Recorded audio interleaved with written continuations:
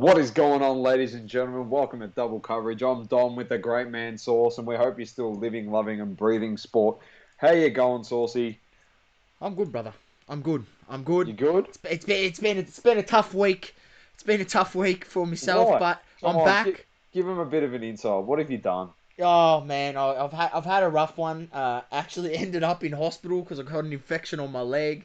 So literally just been you know sitting at home and resting, and let's just say I've been looking at a lot of eBay listings. Someone could say you probably got card poisoning, mate. That's what it was in your leg. Fucking, that's how many cards you've got. But it's been awesome. I know you've been unwell. It hasn't been good. Obviously, seeing you in a bit of discomfort is not great, but we did catch up and we will discuss it in Hobby Talk. We got together and started making some of the packs for the kids for the upcoming card show at Malvern on the 21st of March here in Victoria. So that's also exciting. We'll give some more details once again when we get to Hobby Talk. We will Uh, also drop the link to the Facebook event in the description. So if you want to know more about it, just have a look there.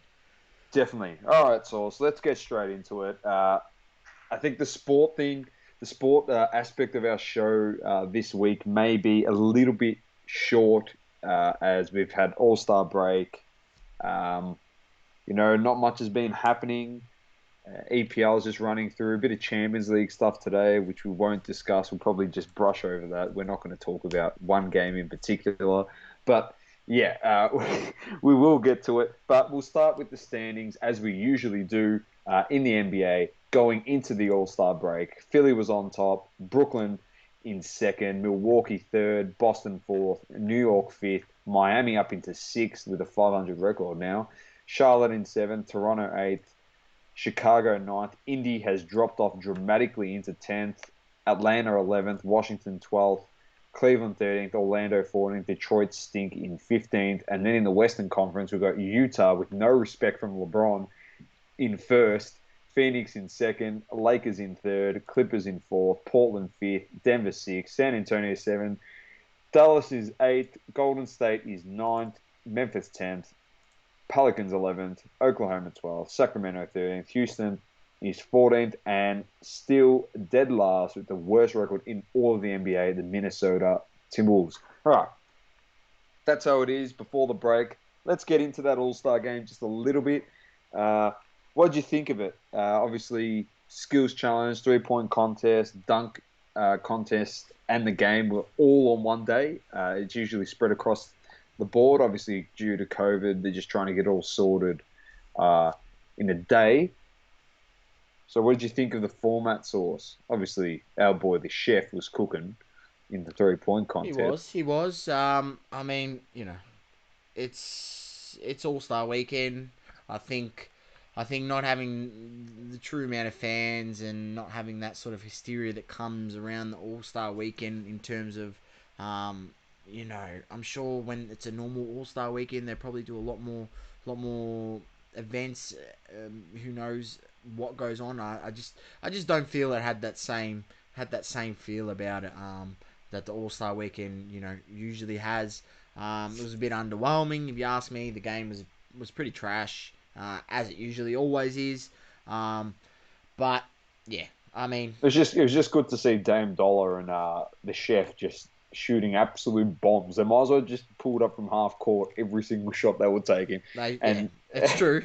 it was just ridiculous. So my feelings on it was just very underwhelming. It was just good though to see some of the best players in the comp, if not the best players in the comp, having a bit of fun, and obviously donating money to charity, which is always fantastic. But the biggest news that has come out since that All Star game uh, is Blake Griffin joining the Brooklyn Nets. I don't know, Source. I've got my theory on this, and I'll give it to you. But Blake Griffin joins. They want Drummond or DeMarcus Cousins as another option as well. And then Lakers want Drummond, and if they don't get Drummond, they will sign DeMarcus Cousins. I'd tell you what. Does Kevin Durant only win on super teams or what? You know, if they actually get Drummond as well, talk about a fucking super team. Like, you've got to be kidding me. Well, Drummond was like what, a top 5 pick when he went in the draft, top 10 Yeah, pick as yeah. well. He's probably one of He's the dominated this other year. than obviously the usual, you know, the other big centers like JoJo, Jokic, and Jokic, and you know, Gobert. not even Gobert.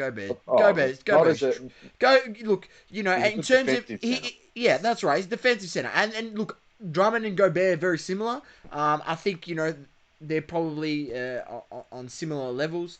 And I just I just think that if they actually do get Drummond, what the hell? That team is They're so home. No, they win. They win. that team is so damn stacked. They win. Um, So, do you want to hear my little theory behind this, or do you want to talk about Blake Griffin first? And go that's on, go on. Then we can talk So, about Blake Griffin. my theory behind this is, um, do you know why they're building this team like this? It's not to beat LeBron.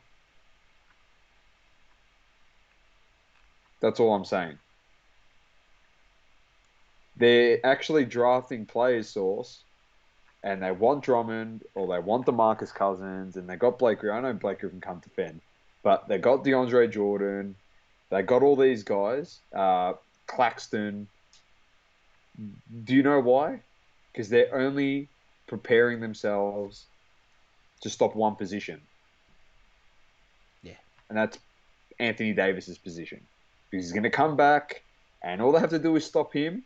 LeBron can't carry this team, and they know LeBron can't carry this team. They need Davis. And we saw it last year. Davis was good in the finals, but he played Miami. Miami didn't have this lineup. Yeah, Miami didn't have the bigs to challenge. He That's will for sure. he will struggle immensely. Like, immensely. Like, you need Drummond. You actually have to sign him. I actually don't know what else I can say. They're literally drafting to stop Davis, so then it makes LeBron and all your other teammates accountable. Uh, That's literally what they're trying to do. If people can't see, that's actually it. They're just trying to stop one position. And if Davis doesn't play, who's going to stop all these bigs? Like, and the athletic bigs. It's not like they can't do anything. Like, Drummond probably can't shoot the three like that well. I don't know what his percentage is. He can shoot it. I know he can. I mean, he can shoot it, Dom, but great. he'd probably get pulled off the court by Steve Nash if he does jack up Yeah, threes. So, I but mean, it's in his best Griffin, interest to not. but Griffin's improved his 3-point shooting. He's become a better shooter. Drummond and DeAndre Jordan are there to just play defense. And, you know, Drummond, he's a board beast. And he's a great defender. Like, let's be realistic. LeBron's got absolutely... And I know I'm riding off the king and I'm riding off a champion, if not the greatest ever. But he's got no chance if they shut down Davis or Davis doesn't play. It's over. If he gets Drummond, it's a bit different. Because at least he's got another guy there that's very good. Let's be realistic. Drummond's a very good player. Very, very good player. So, I don't know. So, your thoughts on that? My thoughts on this is they just picked up Blake Griffin, who has a defensive rating of 114. That is absolutely terrible. The guy does not play defense. Has anyone seen him guard the pick and roll at the top in the last 2 to 3 years? His lateral movement is shot. His knees are fucked. He can't move laterally, right? He will get chopped up. That people think that this is great signing Blake Griffin. They're thinking like it's Blake Griffin from the Clippers days. Like, he doesn't have that bounce anymore. He doesn't have that lateral quickness anymore. Then you got DeAndre Jordan. Well, you think you still got DeAndre Jordan from the Clippers days? He hasn't got the lateral movement. He hasn't got the shot blocking ability like he used to have. They're not as... Like, people need to realize, oh, good they've got these guys. They still don't play any fucking defense. They still don't play defense. Right? So, when it comes to the playoffs, and when the refs put the whistle away, and they allow more shit to get away with on the defensive end, I mean, It's gonna get harder. I just, people are just saying, oh, they've won it now. They've got Blake Griffin. They've won it now. They're not winning it with Blake Griffin, but if they get Drummond, it's going to It's be very, very hard. Drummond's actually the guy that can play some defense, so and he could. So yeah, he's younger. He's got more quickness. I mean, he's only 8 years in the league. So look, I just people just need to calm down. Although it's great that they got Griffin, I don't think that's the answer. The answer to their defensive issues. Although they're winning games, yeah, they're winning games because look at the talent that they've got. I mean, and then on the flip side, and I mentioned this to you, Doma. They've got two guys on their team that are renowned. Literally, what's the saying? They're renowned at being a bit having injury issues in Kyrie and KD. Injury prone at points. So what's to say that both of those? I mean, James Harden got no issue. He'll front up every game. The guy is, in that regards, in terms of being fit and there and ready for his team, he's always there, right? So I have no doubt that James Harden's going to be fit.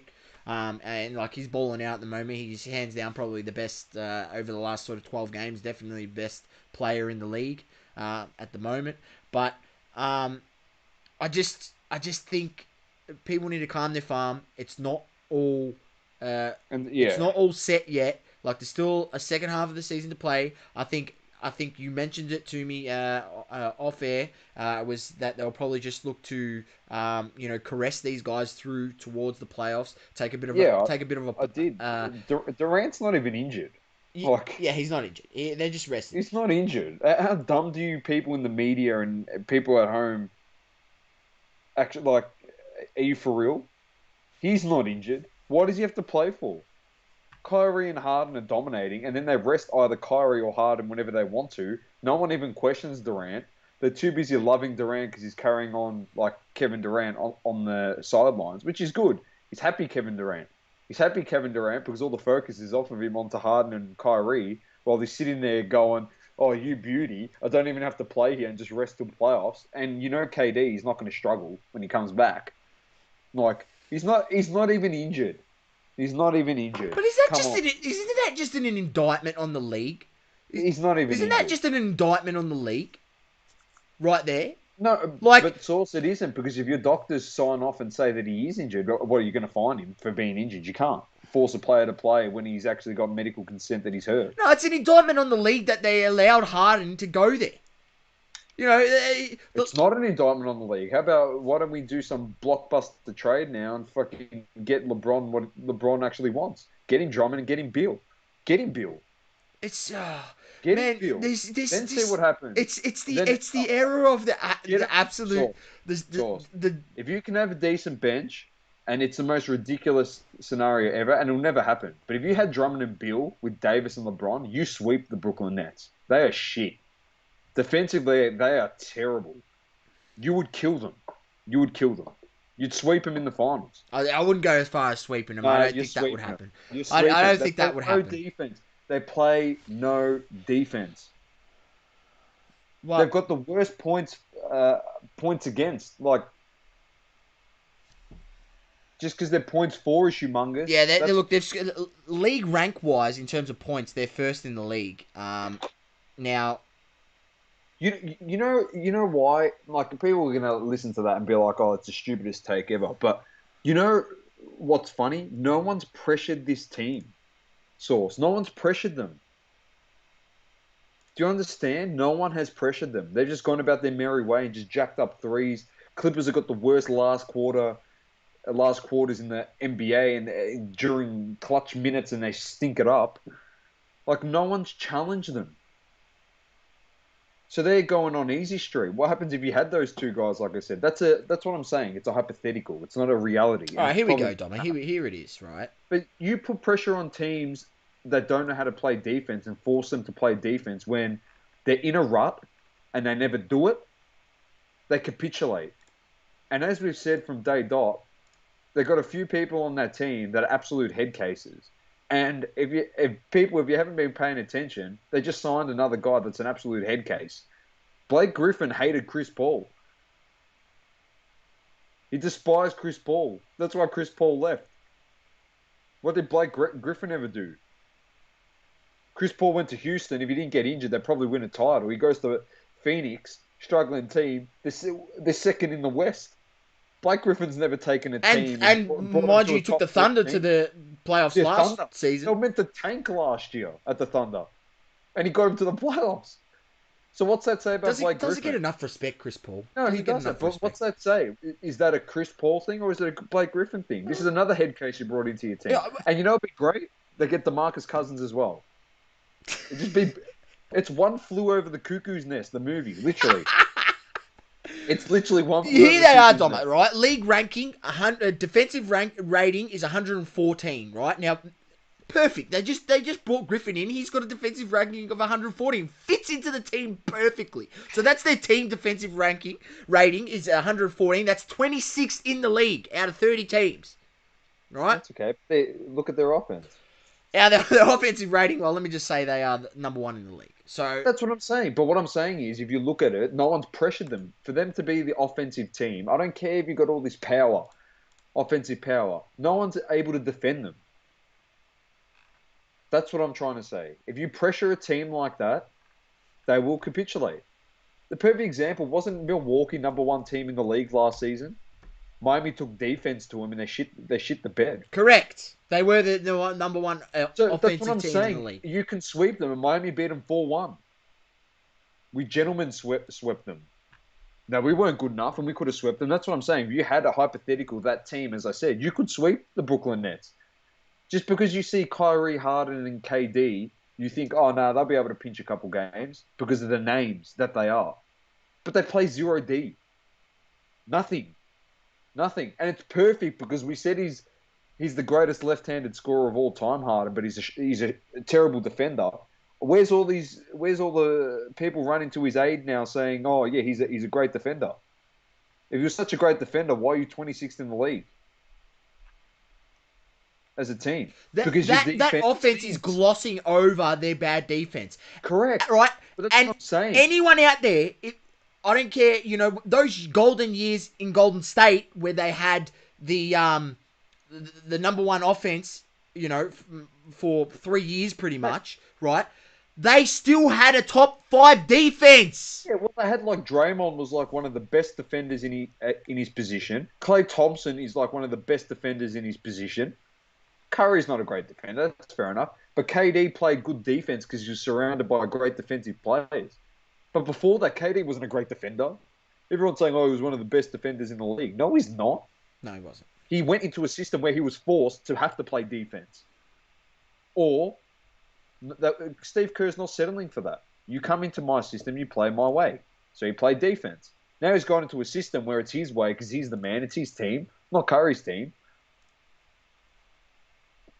I'm just telling you, you bring the game to the Brooklyn Nets in the playoffs or in the finals, and I'm talking about defense, playoff defense, a la Miami Heat style, and the defense was pretty up there, in the bubble, considering everyone was off due to COVID for a whole year. Just imagine they got all I'm saying is you bring the game to them. Are they going to flip the switch and all of a sudden be a top 10, top 5 defensive team? No. That's what I mean. Defense isn't just born overnight. You don't just, and they haven't shown that they've gotten, even in this winning streak where they've literally, they've won over their last, we've only lost one game in their last, 10 here or something like that, right? They still gave up 114 points to the Rockets, still gave up 113 points to the Spurs. They actually got beaten by the Mavs. They still gave up 118 points to the Kings. They gave 108 points to the Clippers. They beat them by 4. They beat the Lakers considerably. Then they gave up 124 points to the Suns. They played the Kings again. They gave up 125 points to the Kings. They played the Warriors, gave up 117 points to the Warriors. Come on. Yeah, but the stat was, they've beaten 10 teams over 500. But the league is so close in equalization in terms of the spread. Mate, Indiana was a top 4 team 2 weeks ago. And now they're 10th. So the teams you just mentioned to me there, half of them stink. Houston, Sacramento, Dallas is trash. In what world does people actually think Dallas is good? They are trash. Golden State's not that good. It's just they got Curry playing at his MVP like level, like he did that season when Yeah. he won it. These teams are terrible. What are people watching? If you actually believe, like, I'm being serious. If they get Drummond, they probably, I reckon they will win it because, like I said, they're not drafting, picking up guys to stop Davis and relying on And also LeBron. on that east side to stop Joel Embiid, who's having an Yeah, MVP like season. exactly right. As I said, I don't. As I said, and I'm going to stick by it. I know they probably could win it if they get Drummond, but I'll stick by what I said, and I've been saying, and Source is probably the same. At the moment, this team, they could beat Philly, but Philly poses a bigger threat to them than they actually expect. Because That's all I'm saying. Philly actually plays defense. Really, really good defense. They got a guard who's an elite. He's the number one defender in the competition. All right, and you got two guards on your team that absolutely stink at defense. Ben Simmons doesn't need to know how to shoot a 3-pointer or have a jump shot. They'll switch the ball and he'll just bully Harden and Kyrie Irving. He will bully them. Absolutely bully them. He will blow past James Harden with ease. Joel Embiid will kill the Brooklyn Nets defense the way he's playing. He will eat them He will alive. eat them alive. What, you think Nick Claxton and DeAndre Jordan can guard Joel Embiid? No And chance. all I'm saying is foul trouble. That's all I'm going to say in that series. Exactly right. Foul trouble. Get them in foul trouble and then destroy them. That's it. Like, anyway, So that's I think people just need to open your eyes, look beyond just the players that what you're the seeing media on the is shit and telling then you. what the That media's Blake telling you, Griffin, because Blake Griffin, defense is what ends up winning. You don't see teams winning championships that fucking have defensive rate that are near the bottom of the league in defense. They don't. It just doesn't happen. Go back and look. Go back and look at what's happened over history. It's the defense in playoffs that matters. it is.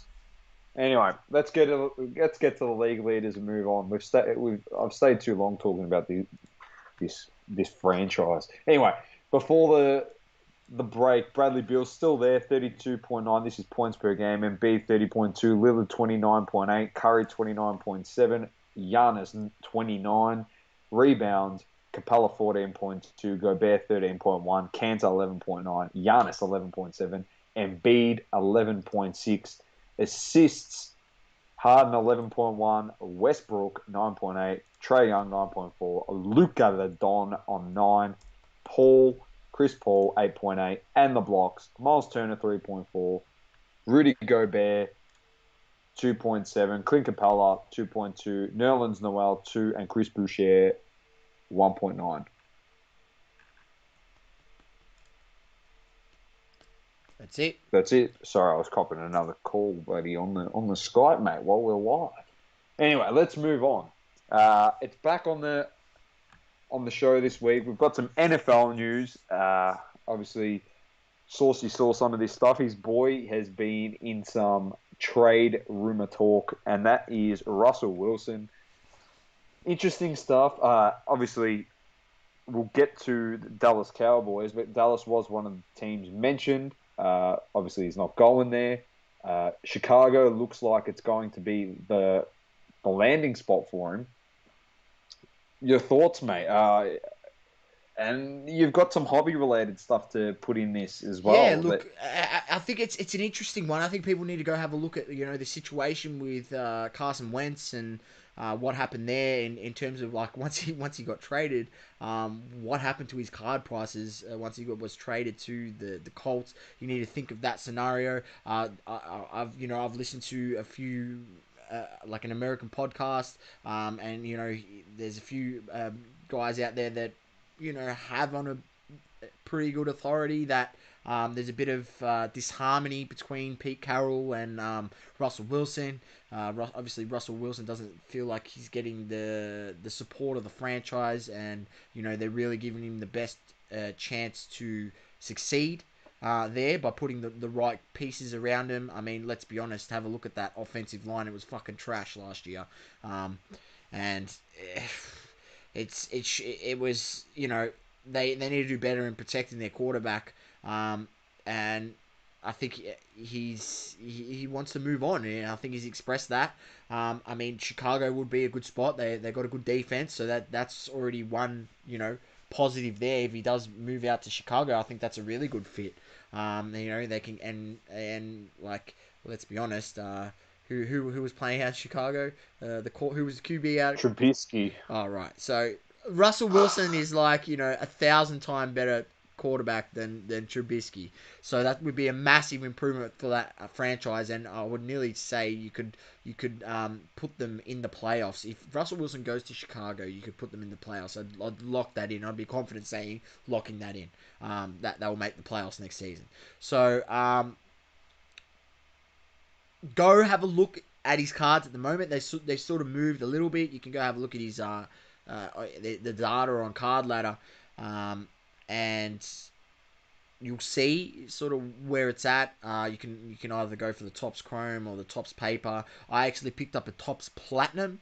I like it because it's like a refractor style card. So that was what I went for. There was actually I seen a Topps Platinum PSA 10 for buy now at $350. I think that's a really, really, really good buy.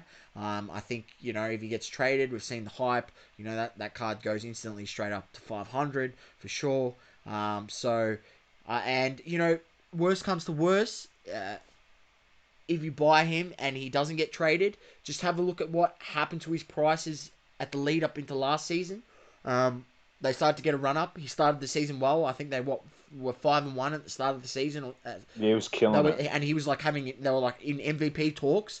I mean, what's to say that something like that doesn't happen again, or he wins his first 2 or 3 games, and if a Russell Wilson guy and you want to flip him, by all means flip him. Like I give all these this advice in terms of being able to flip it for gain to reinvest in other cards. So I think it's a good little play there if you're interested.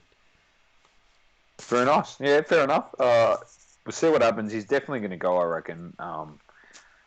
It's worrisome for Seattle, but I don't know. It's just not working out between him and Carroll, so I think they probably need to part ways. The other news was Dak Prescott finally got paid. It took 2 years to get to this spot.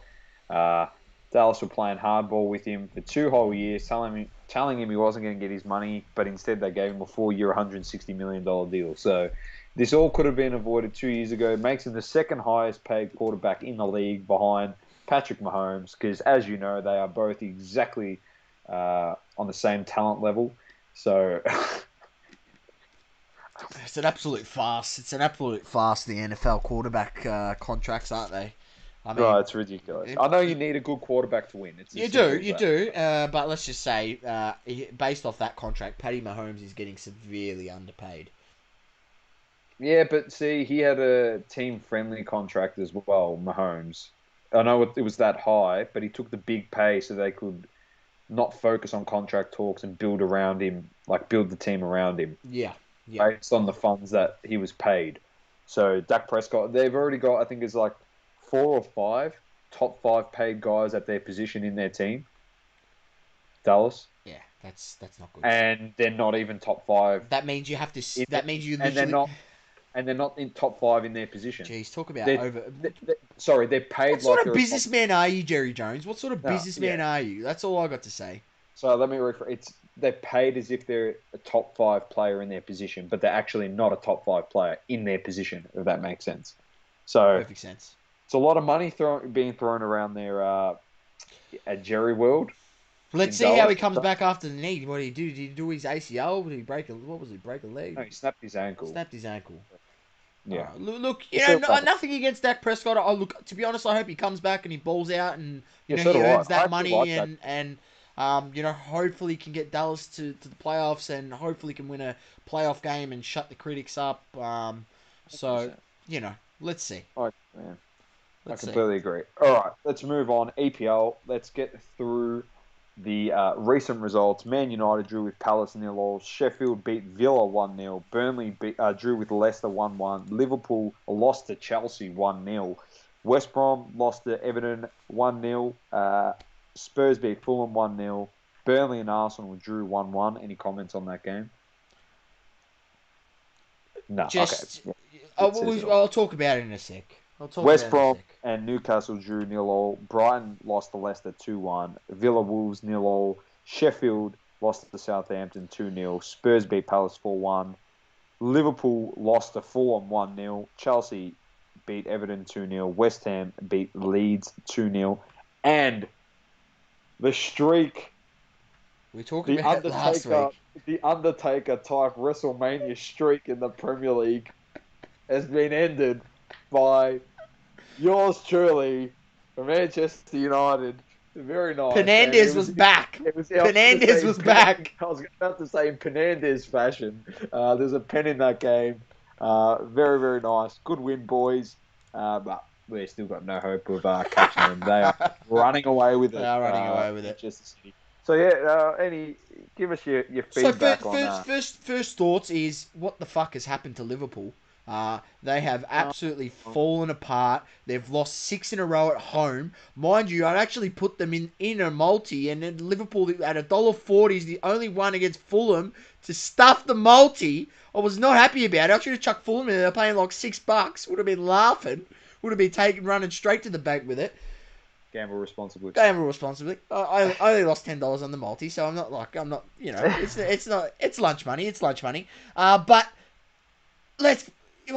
what the hell has happened? I'm watching them, and it's not like I understand, Domo, they're missing some guys at the back. That's fine, but what has happened to their attacking play? They don't even create chances. They are looking like an Arsene Wenger type Arsenal, where they just pass the ball side to side, and the crosses that come in are either just they're from the wings, and they're not getting behind the defenders. When they play through the middle, it's very congested. Teams have worked them out. The Klopp's got to go back to the drawing board. He's got to reinvent the wheel if he wants to, have a crack next season. I mean, if Klopp wants to have a crack at winning the Champions League, they need to, figure something out quick. Correct. Quick. I agree with because you. they ain't gonna get past the PSG, who's absolutely on fire. PSG and Bayern Munich, no chance. Absolutely no chance.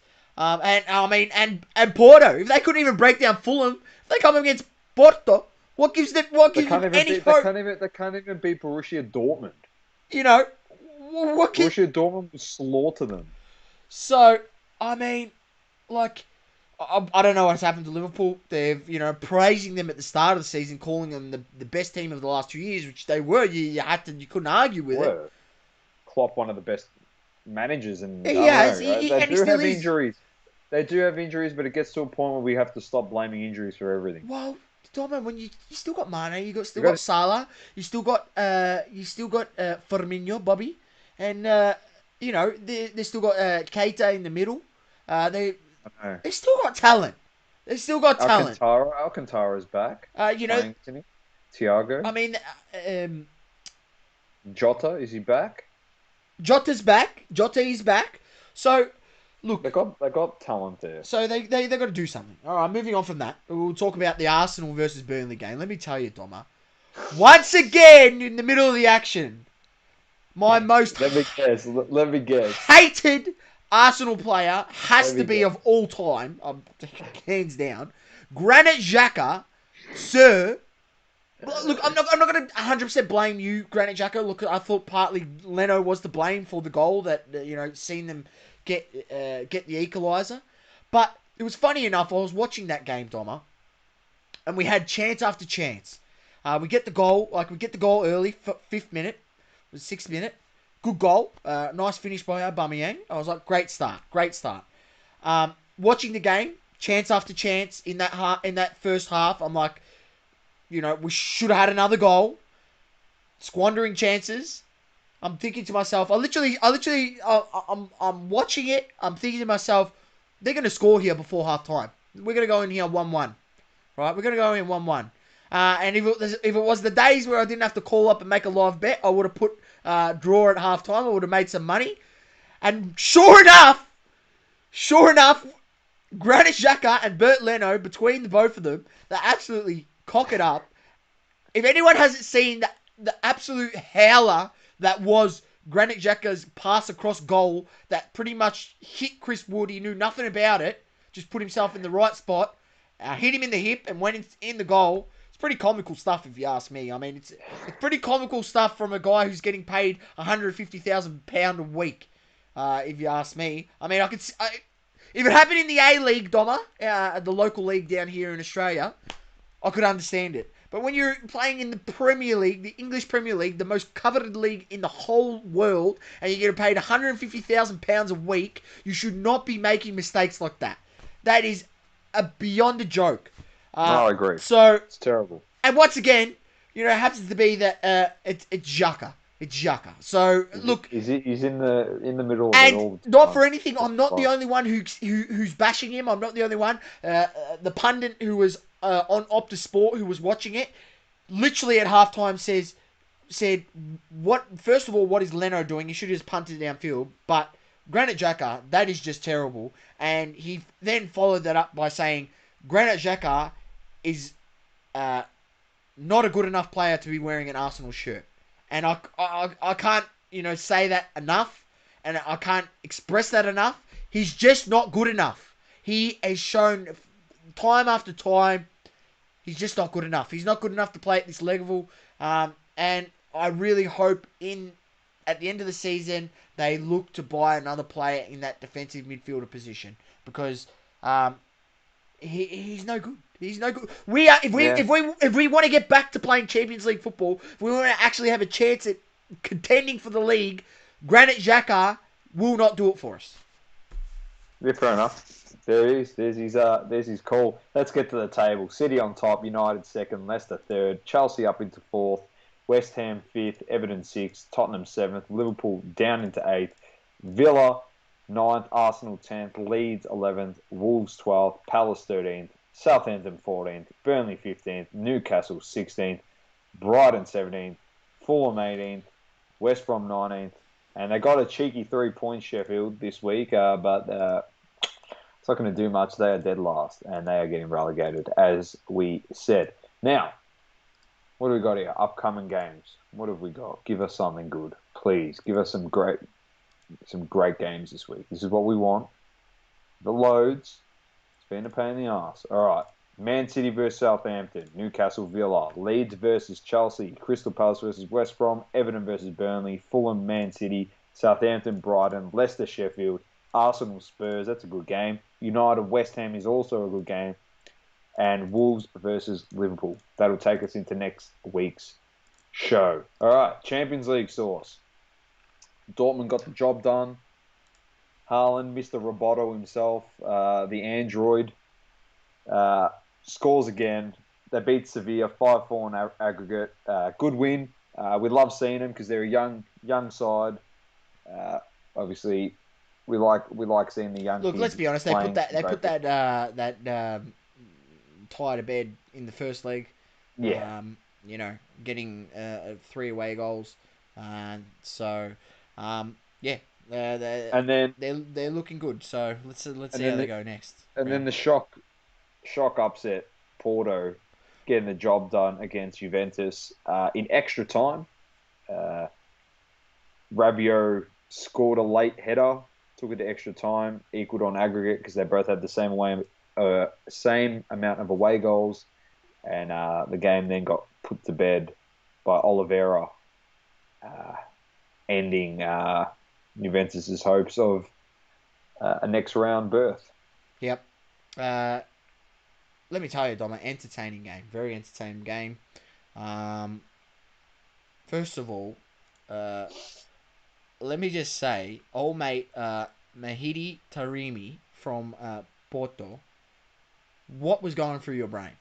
What was going through your brain, buddy? You literally just got booked for an absolutely feral challenge, going in late on the guy, and then 2 minutes later, the ref blows the whistle, and you literally boot the ball into the stands. The referee's just gone, yeah, mate, don't do that. Second yellow, red card, get off. You've just copped you just copped your yellow card 2 minutes before, and you go and boot the ball Idiot. away. Absolute brain fart. Nearly cost his team the game. But credit to Porto. They had resolute defending. They were good. Let me just tell you, one man who has to get a mention, and that is the man Pepe. Everyone remember him from his Real Madrid days. Play at Portugal national. 38 years old. 38 years old, Doma. Defending like a madman. Like a madman. You wouldn't even think that this guy was 38. He ran out the whole 120 minutes too. Played right to the end. Extra time and all. And defending like an absolute madman. 10 men for over 60 minutes of football. 10 men. It's a good effort to come away with the win and score. It was a great goal, Oliveira, in extra time. Absolute cracking goal. I got nothing to say on the game. Absolute cracking goal. We've got some upcoming. I don't even want to talk about it. Upcoming tomorrow, Liverpool versus Leipzig and PSG versus Barcelona. So that will be a very nice one. Obviously, Paris is up 4-1 against Barca. So can Barca do another comeback against PSG like last time? It would be remarkable. All right. Now we're moving into something very nice because the card over the weekend was fantastic. UFC, it was a 259, had a massive card, and you tuned in, Saucy. Of course I did. What did you see? There's a few things that you called, and you're right on the money, especially with one female fighter, which she's pretty much unstoppable. Unstoppable. She's unstoppable. Unstoppable. And I was... Honestly, just stop matching her up with people. Oh, man. It's just a waste of time. You know... I wanted to have some. I wanted to have some hope. I wanted to have some hope for Megan Anderson, as she's an Australian. But yeah, well, no. Look, sorry. The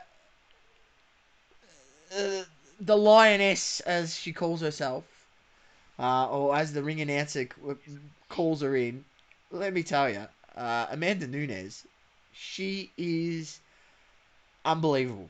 I don't know. There's no one in the division. There is no one in either division that can beat this lady. There is no one. Maybe Cyborg comes back and has a rematch. Maybe. And gets smashed again. Well, maybe she realizes that she shouldn't be trying to trade with her. Maybe should fight a bit more tactical. But that right hand, that overhead, that overhook right hand is just unbelievable. When that lands, it dazes every woman that stepped in front of her. And from that point on, I mean, Megan Anderson had a stanky leg, and then she ended up getting her in the submission on the ground. But we'll run through the card, and then I'll make a comment on I'll make a comment on the few fights as we go through. I'll make a comment on all the fights because I sat down there and actually watched them all this week because it was an amazing card. So we'll light heavyweight division. You had Alexander Rakic versus Thiago Santos. I did say this was going to be a good fight. And, Rakic is coming up in that division. He's won a few in a row. Thiago Santos actually pushed John Jones before he got injured in that fight. I think it was his first or second fight back from an injury. Very underwhelming. I could see that the injuries to his knees. I think he done ACL on both his knees. I think that's where his injuries. Or something of that nature. Something to do with his knees. You can tell it's really affected him. His lateral movement, it's gone. It doesn't look like the fighter he looked when he fought Jones and pushed him to 5 rounds. So, I mean, it's alarming stuff for Thiago Santos. I mean, hopefully he can come back and improve. But Rakic just he was just clinical. He picked him apart from the outside, and across the board on the judges' scorecards, won across the board, and it was a convincing win in the end. He was disappointed that he couldn't get the submission finish because he wanted to try and get a submission finish. He's been working on his jiu-jitsu or his submission finishes. So that was what he was aiming for. But at the end of the day, he did more than enough to. He landed more blows and he was dominant in the end. In the light heavyweight, you had the Islam Makhachev versus Drew Dober. Islam Makhachev from Team Khabib. Khabib is actually his coach. This guy's a monster. Let me tell you, Khabib has been saying that he's top 3 in that lightweight division. Well, light heavyweight division. Not light heavyweight, lightweight division, sorry. And it looks that way. He's won numerous bouts in a row. He never looked in doubt in this fight. Fight's very similar to Khabib in the sense that, he fights on the ground, fights like standing up, but he will get you to the ground, and once he gets you to the ground, that's it. He keeps you there.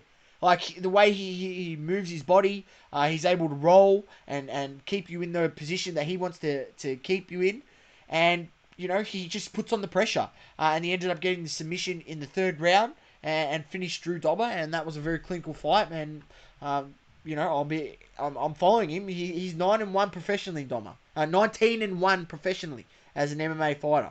So he only lost one fight. So very, very, very strong record moving up in that lightweight division. Then we had bantamweight title bout, Peter Yan versus Aljamain Sterling. Oh, far out this fight. Now this was a good fight. This was a good fight until this point. It was a good fight until this point, until Peter Yan, a professional MMA fighter, does not know the rules. How are you a professional MMA fighter and you do not know the rules? It was said that his corner was saying, that he could do the knee. How does his corner of a professional fighter, his coaching team of a professional fighter, think it's a legal move? The coaching for anyone who hasn't seen it, Aljamain Sterling was actually on his knee on the ground, and when you've got your knee on the ground, or when you're on the ground, yes, you can punch them in the head. That's fine. You can punch them. It's all good. But you can't kick them or you can't knee them. And he kneed him straight to the forehead. It destroyed him. He was literally concussed. He did not know where he was. Right. Sterling. Peter Yan coming out saying, after, he got... Anyone who doesn't know, Aljamain Sterling actually won on a disqualification, where Peter Yan got disqualified and actually lost his title, and Aljamain Sterling is now the new bantamweight title holder. And that's the rules. If you get disqualified for an illegal move, you lose your belt. And... he came out, Aljamain put a photo after with the belt on, and, he had a photo with a friend of his and smiles and whatever. Peter Yan, said, he looks all good now, the champion. Well, of course he looks good because it's probably hours after the fight, but when you just knee someone in the head, when their knees on the ground... What's he trying to say? He faked it. He's salty. At the end of the day, you're a professional MMA fighter, you should know the rules. Not good enough, Peter Yan, you're a flog. So, on to the next one. Amanda Nunes, women featherweight division. We spoke about it. She submitted Megan Anderson. I did say she was going to knock her out. I actually did put money on the knockout in the first round. And I was spewing because I thought I was right when she landed that overhand right. And Megan Anderson got the stanky leg. And the legs was falling out from under her because she'd just been bopped one on the button. And then she ended up getting her on the ground and submitted her in an armbar. So... I was not happy about that because I thought I'd picked it perfectly, but not for anything. Amanda Nunes, absolute beast, best female fighter to walk the planet, UFC MMA fighter to walk the planet, hands down. Can't see anyone in that division or any of the 2 divisions that she's got the belts in beating her. Just can't. Yeah. She's just too clinical. And then in the light heavyweight main event, Jan Blachowicz,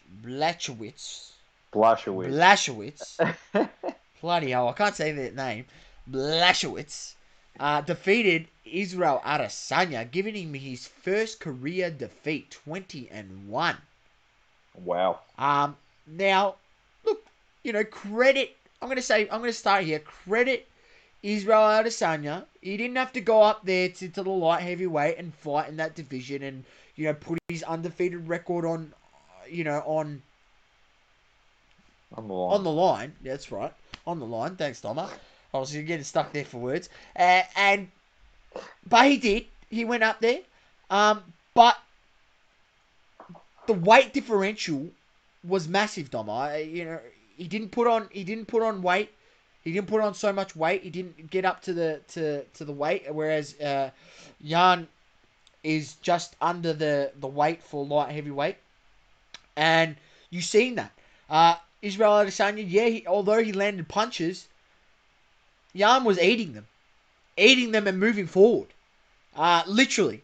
And you go have a look at the stats. Jan outlanded Izzy significant strikes and in jabs.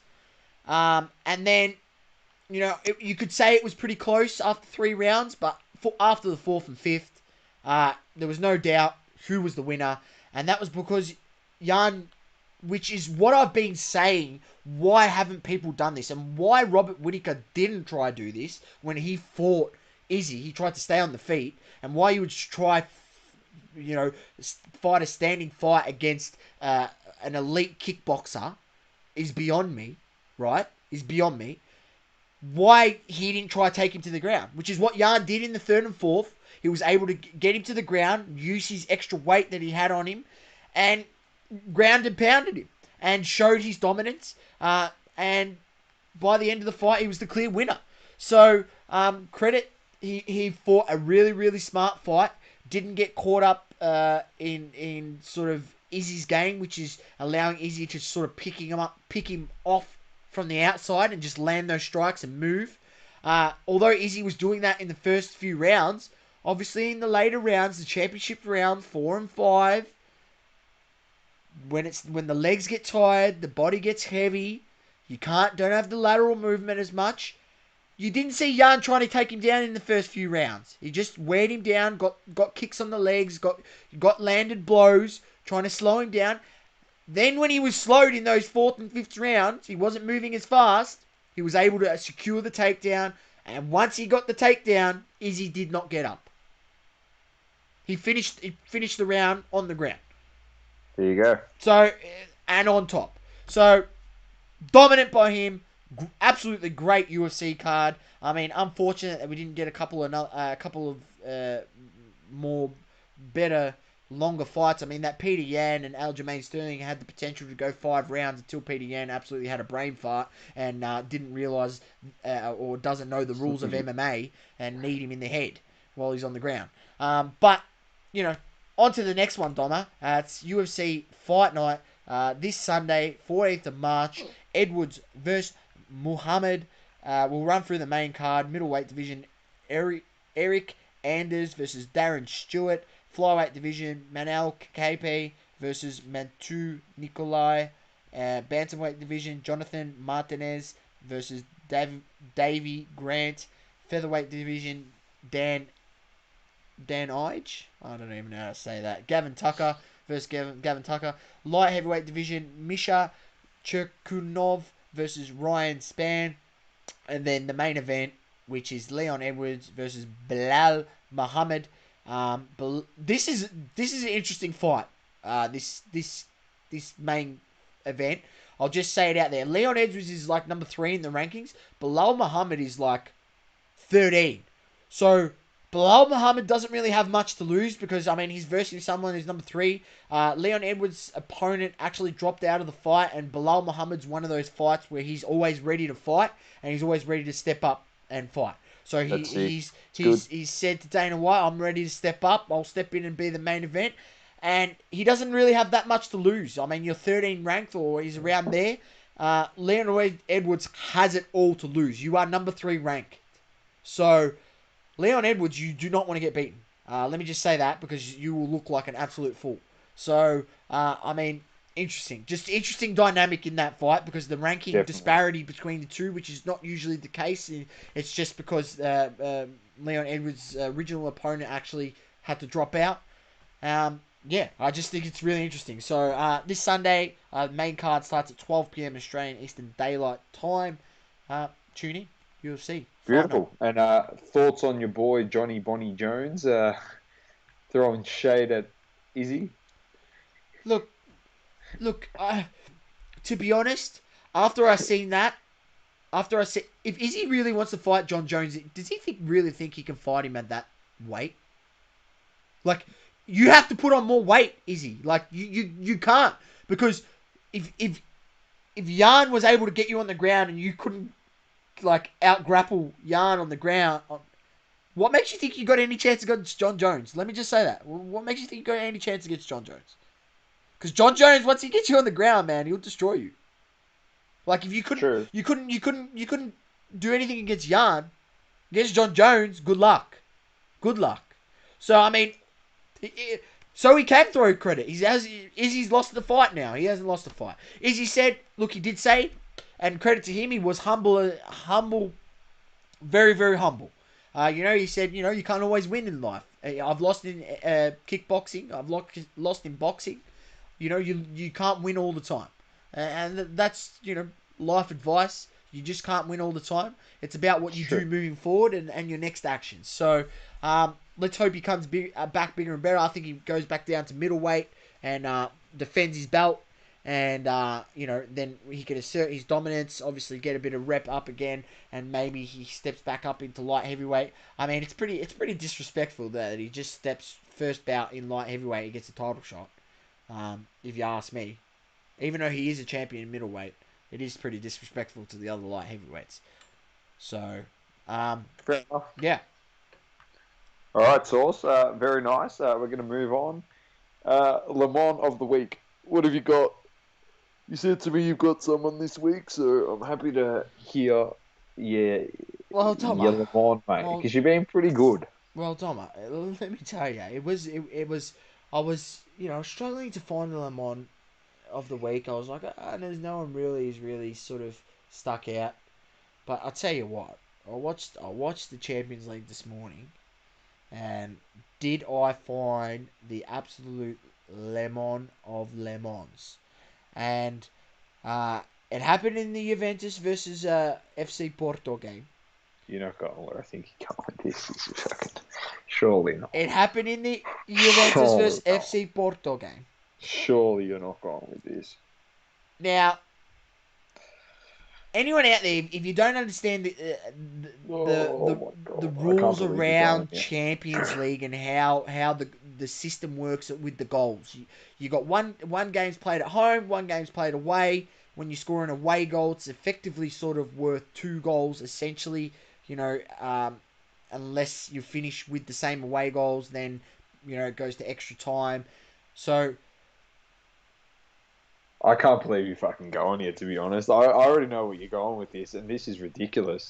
You can't give this. Well, I am going to give it. You've lost your shit. I am going to give it, Donna, because I watched it, and I just thought... oh, my, I can't believe you and I are going to have our first online verbal fucking... Wait, Donna, let me just get out the lemon, because... This acts what I seen on the soccer pitch to conceding the goal that cost Juventus advancing to the quarterfinals in the Champions League, has cost them advancing and being knocked out in the round of 16, which is an absolute indictment on the Juventus Football Club. An indictment. The fact, what I seen is a joke. Now, anyone out there who hasn't seen the goal that Oliveira scored, the free kick that put them equal 2-2 and secured a second away goal for FC Porto. Go watch it, please. Go watch it. And just have a look at the wall. Just have a look at the wall in this goal. Build up. Oliveira is about 40 yards out. He's about 40 yards out. Yeah, next is 150 yards out. He's about 40 yards out. I'm not exaggerating. He's 40 yards out, right? There's 3 guys in the wall. 3 guys in the wall. Now, from 40 yards out, right, there is no way that this wall should have done what it did. You had one guy on the right-hand side jumping as high as he could jump. Mind you, it wouldn't have mattered because if he really wanted to go the route of getting it up and down, he was 40 yards out. He could get it up and down. The only way he was sort of going to score was with a driven free kick, and which is what happened in the end. You had the guy on the right side of the wall was jumped and turned, and then you had the guy in the middle of the wall who's really turned his back on the ball and opened his legs for the ball to go straight through and into the bottom corner of the goal, pretty much costing Juventus the game. I'm not going to listen to you when you say this because this is going to be... I can't. I understand. Doma comes on here pretty much every week and sucks your toes. He sucks your toes, calls you you're the GOAT. Well, what you did in that wall, Cristiano Ronaldo, what you did in that wall is not GOAT-like. Noted, there is a Lamont coming, so be careful on the speakers, as Matty from Matt's Card Shop did warn me during the week to give a little warning when the Lamont is coming. It's coming shortly. It's coming shortly. Cristiano Ronaldo. Dom has taken his microphone off and his headphones. He's not happy that I've given that Cristiano Ronaldo is about to cop the most prestigious award that he could ever cop. Don't worry about the Ballon d'Ors. Don't worry about the Ballon d'Ors. Don't worry about the Champions League. Don't worry about the Champions Leagues. Don't worry about the Serie A titles. Don't worry about the Premier League titles. Don't worry about the Spanish League titles. Don't worry about the Copa del Reys. Don't worry about none of it. Don't worry about the Euro Cup. This is the most prestigious award you can cop, Ronaldo, and you deserve it. For that wall effort, you, sir, are a lemon.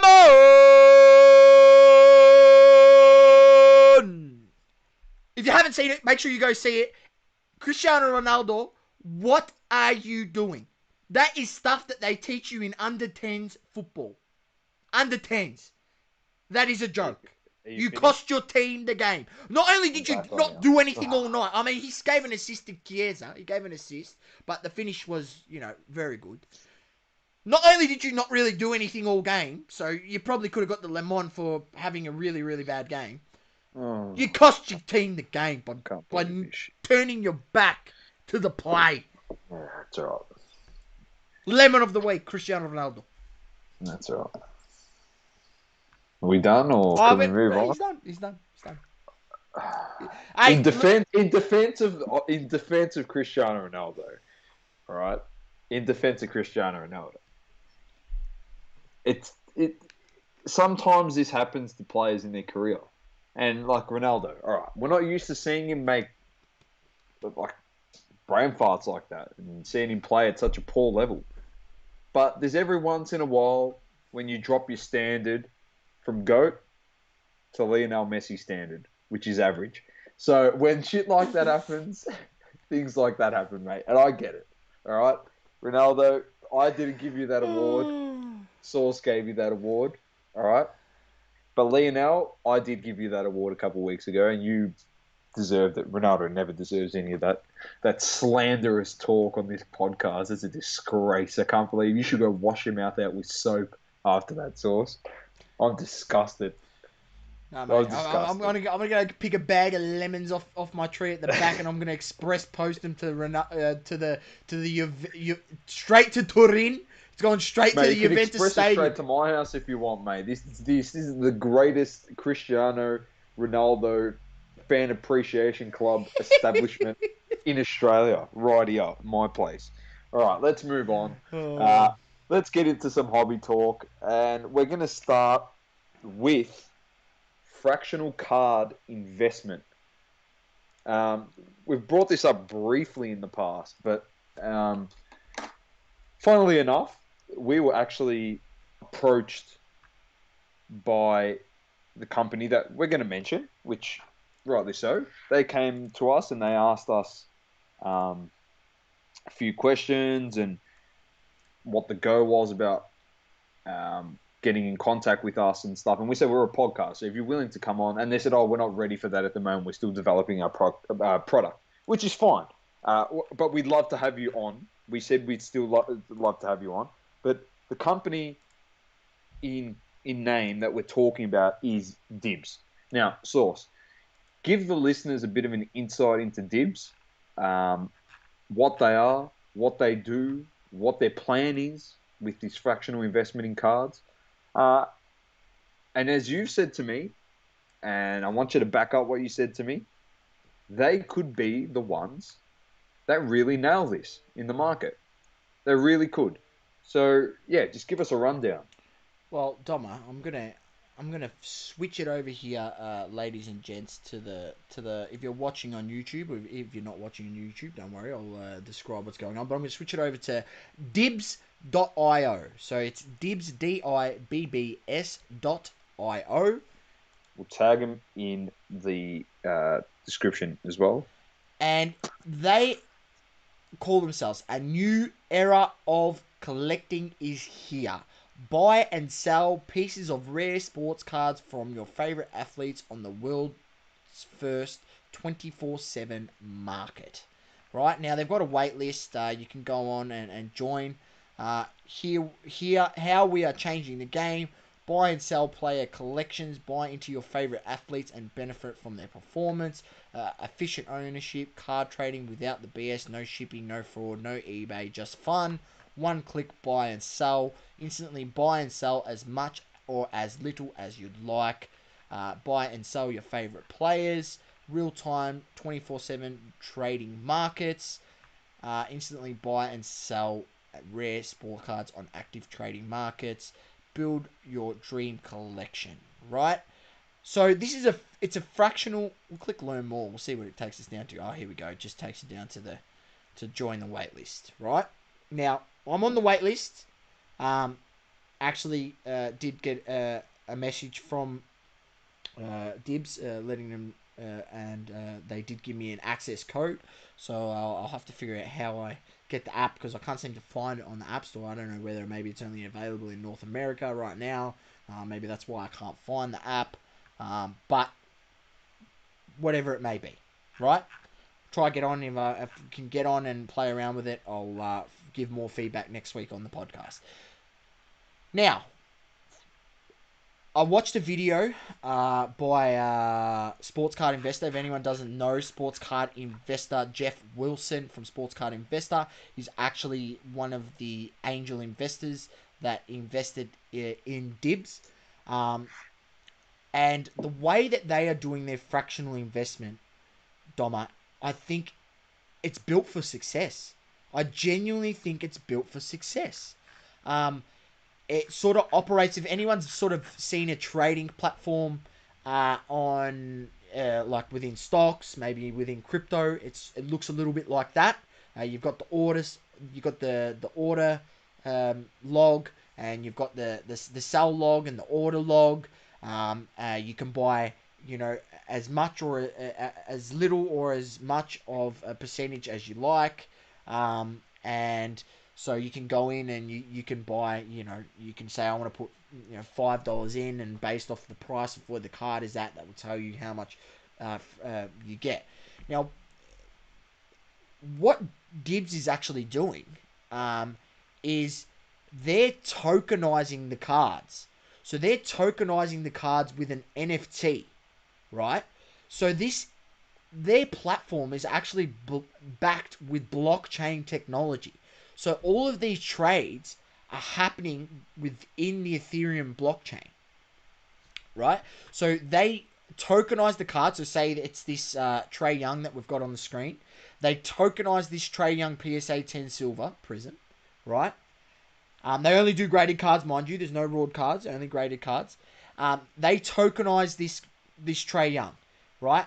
Now, by tokenizing it into an NFT, that allows them to break it up into many parts as more buyers come into the market, right? So it allows for this fractional investment. But where it gets really cool is it's all verified within the blockchain.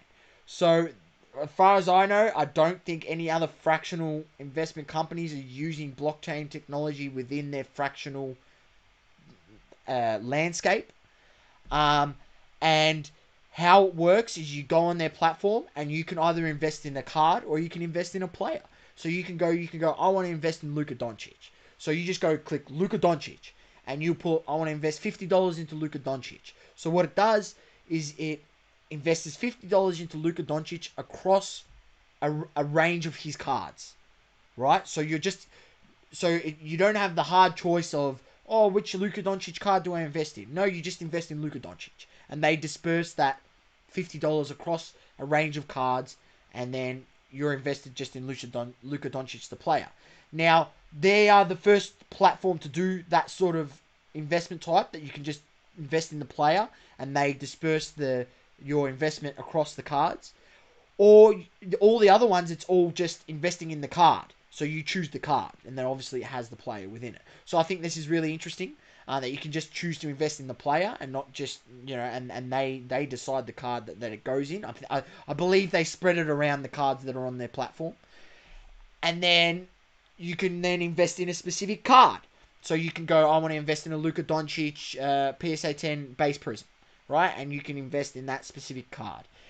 Now, at the moment, like, the evaluations that are happening in these fractional investment companies, like, your Luka Doncic is selling on eBay for $1,500, but on the fractional investment, the price of it's like 2.5.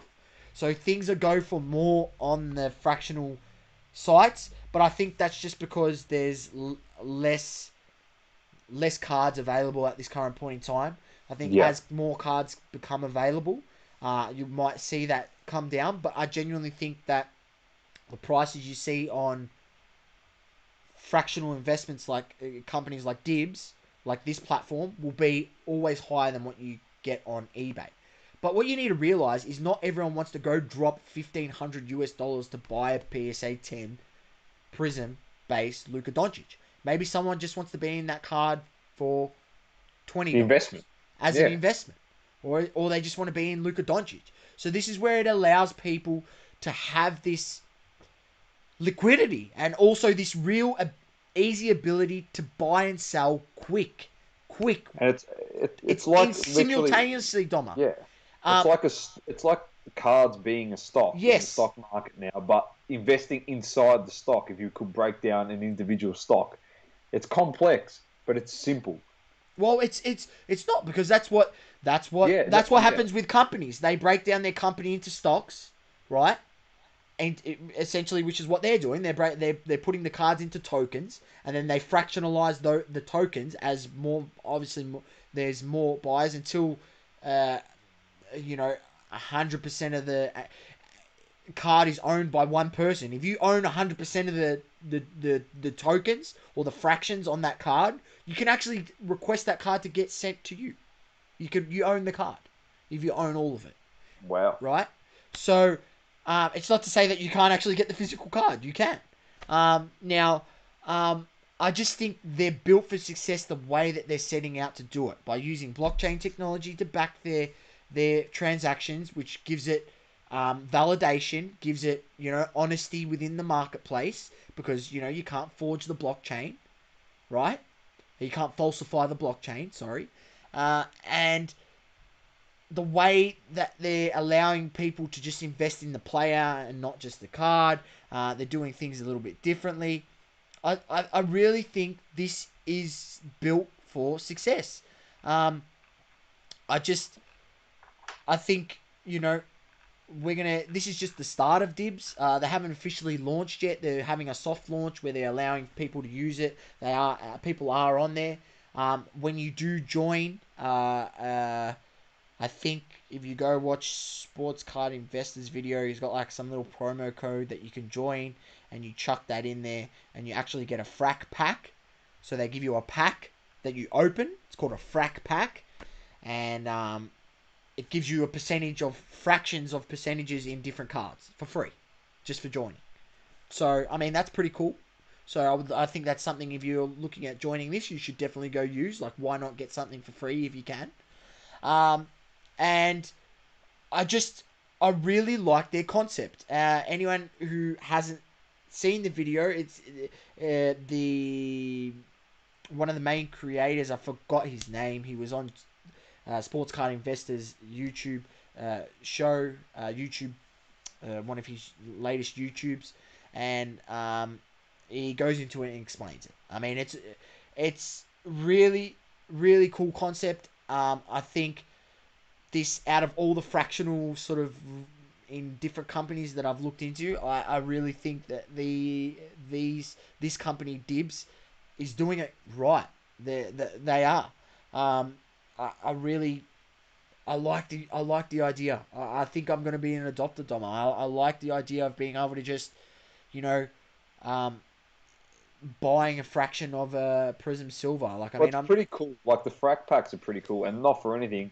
I reckon there'll be certain cards where you can buy to a threshold of that card, and in a frac pack, which will be inside the interface, you can buy frac packs, and percentage makeup of the rest of that card has been divvied up and put into random frac packs, and due to randomization, you'll be able to get, for example, the 70% of a card, and there's another 60 pieces of that card, all in 0.5%,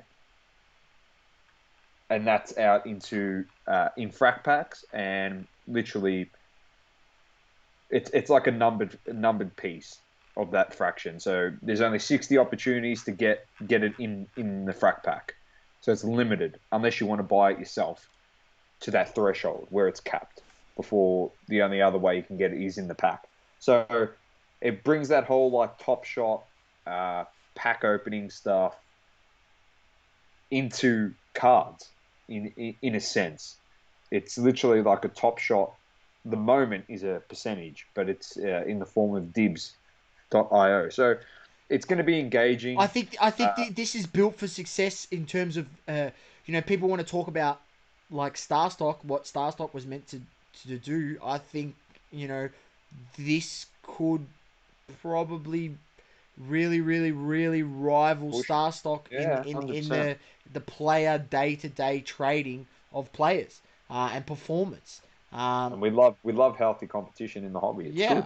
I really think this is a new innovative way using technology. Like, you got to remember, like, even what Star Stock's doing, it's even though it's an advancement, it's a bit age old. The fact that they're taking in all these cards, you list all these cards on the platform, so on, so on, so on. You got to wait for someone to handle them.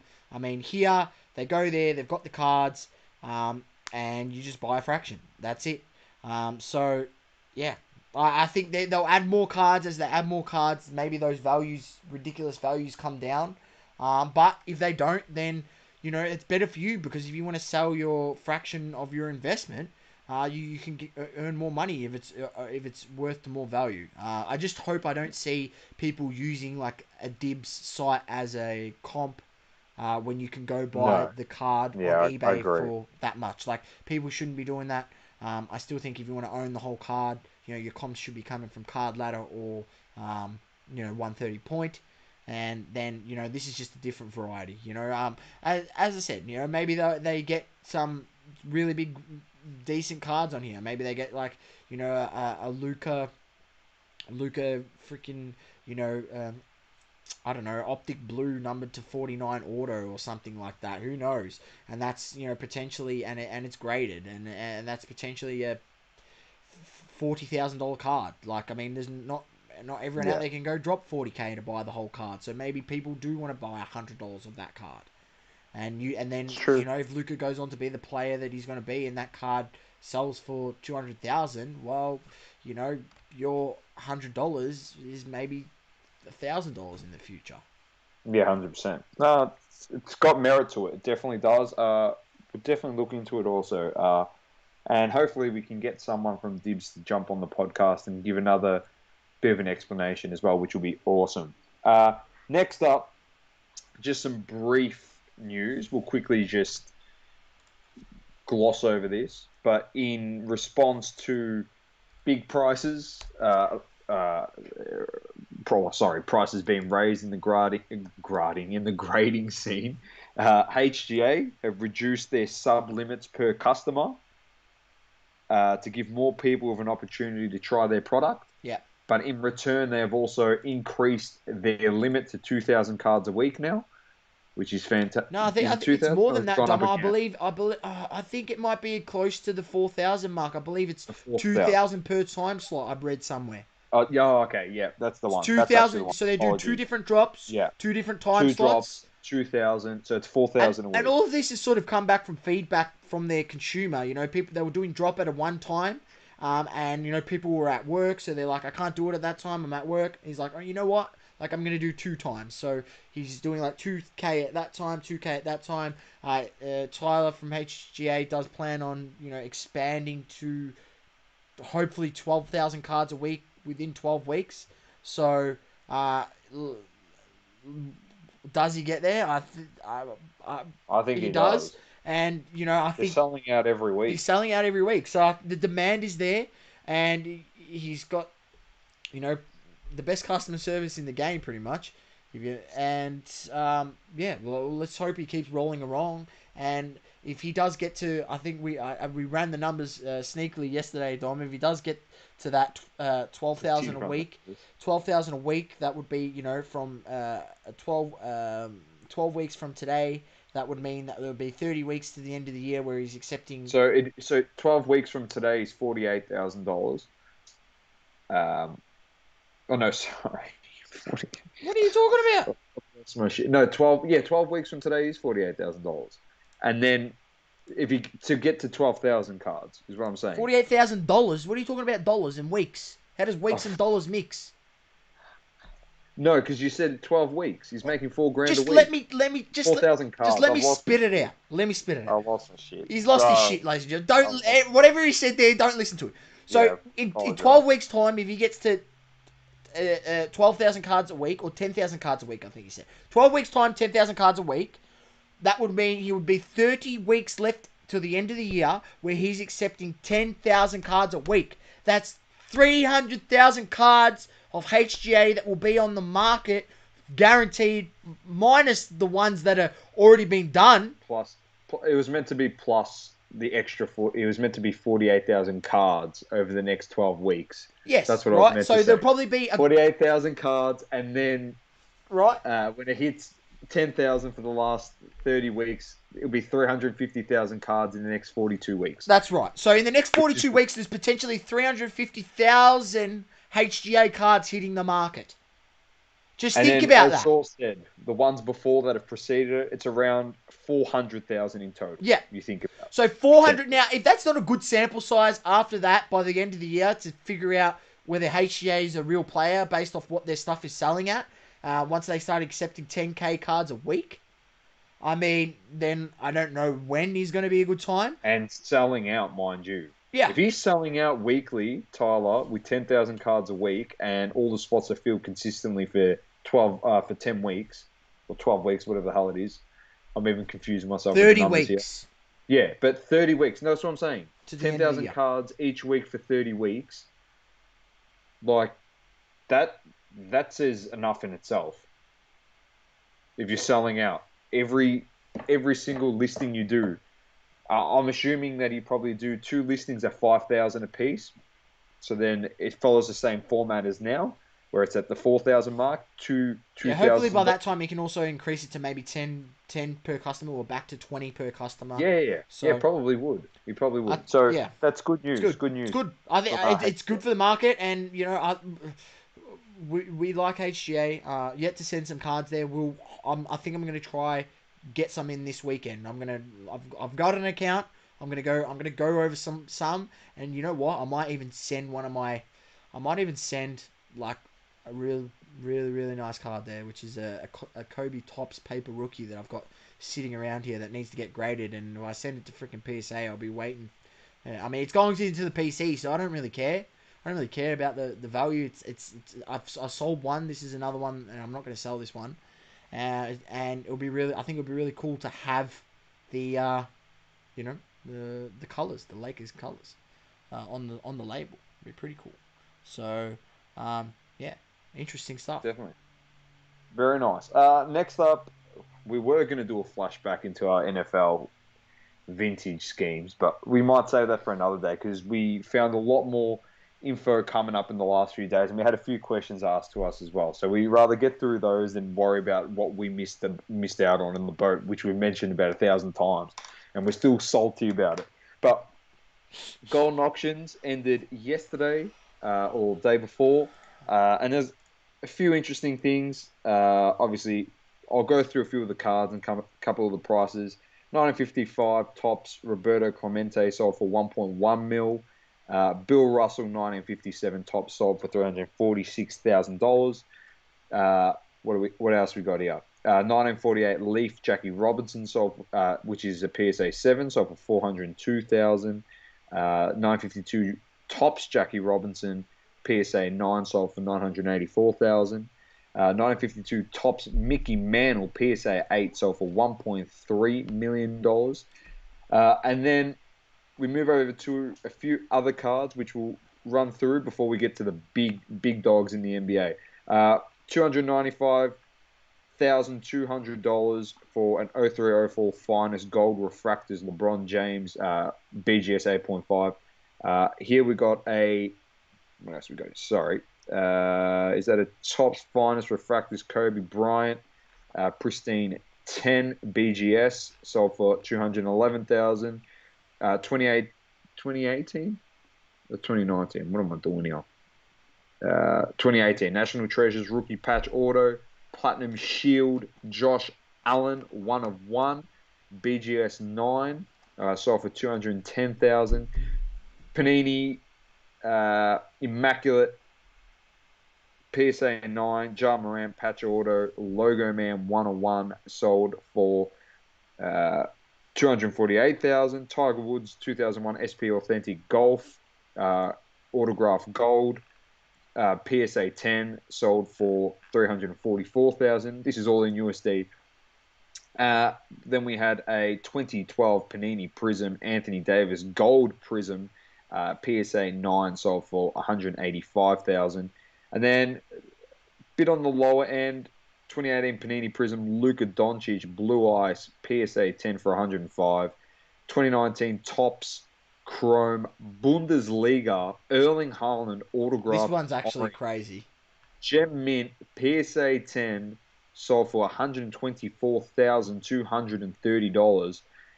Then we had a Panini Contenders Super Bowl ticket of Justin Herbert. BGS 9 autograph was a Beckett 10, 1 of 1, sold for 161,000. We've got a Mike Trout in here that sold for 124, a Kobe 148, but this one's a nice card. 2012-13 National Treasures, NBA Logo Man combos, Wade, James, Miami Heat, BGS 8.5, and that is a 4 of 5 for 118,000. And now the big dogs, let's get into them. We'll go from fourth into the top.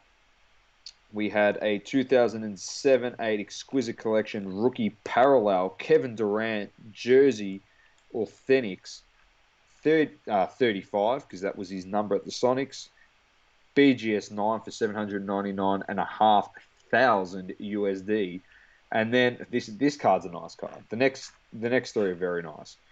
2004 Ultimate Collection LeBron James Signature Logo Man 101 PSA 10. You sure you want the Luka the Don? 1.2 mil. You sure you want the Luka the Don? Sauce said there's other options. You can go get LeBron. 2003-4 Upper Deck Exquisite Collection LeBron James Jersey Auto BGS 8.5, $1.537 million. And the top seller for basketball cards, and mind you, is one of the sickest cards. 96, 97. The card source just said, just not as the refractor. Topps Chrome refractor Kobe Bryant, pristine 10 BGS black label, sold for $1,795,800 USD. Very nice card. Source.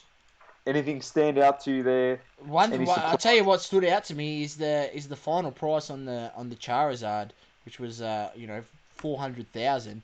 And what did we have? We had an SGC. I looked up the SGC sale. It ended up at about what the SGC sales ended at 360,000. So I mean SGC 10, only fetching what 40,000 less than a PSA 10.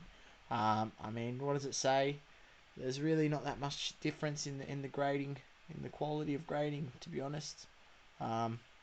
So that, I mean, I think that's an underwhelming sale. I think that person got it cheap at 400,000. That Charizard.